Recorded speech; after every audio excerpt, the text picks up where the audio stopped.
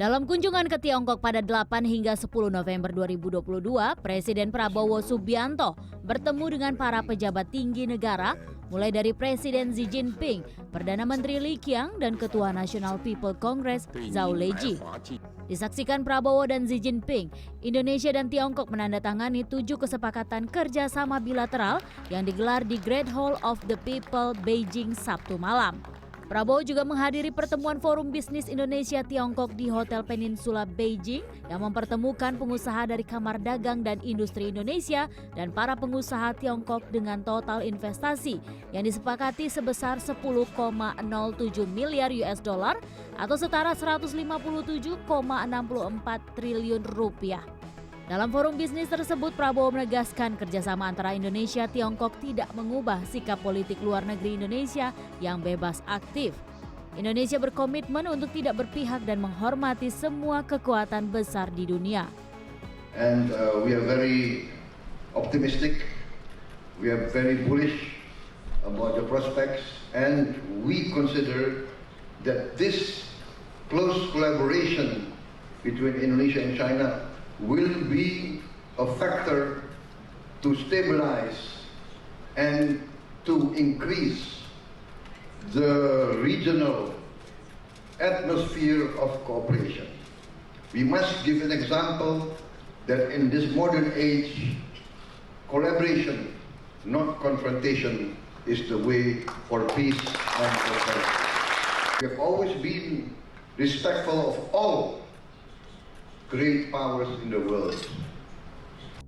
Direktur Paramadina Graduate School of Diplomacy Universitas Paramadina Ahmad Hoirul Umam menilai MOU Indonesia dan Tiongkok dalam pertemuan di Beijing mencerminkan kedua negara siap bekerja sama di berbagai sektor.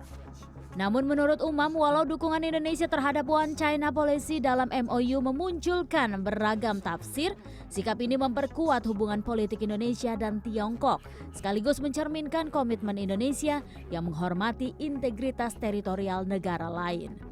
Pertama, dalam konteks netralitas tentu menjadi poin yang harus ditekankan. Hubungan Indonesia terhadap prinsip One China Policy tentu berpotensi kemudian mempengaruhi dinamika hubungan dengan Amerika Serikat yang dikenal memiliki pandangan berbeda mengenai positioning dan juga status kemerdekaan Taiwan.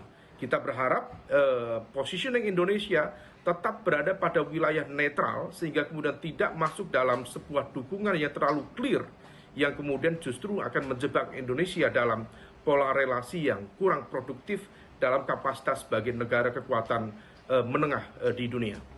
Umam menjelaskan Indonesia harus mengambil peran sebagai negara non-blok untuk mempromosikan stabilitas regional dan global dengan menyeimbangkan diplomasi dalam menjaga hubungan baik kedua negara besar, terutama China dan Amerika Serikat.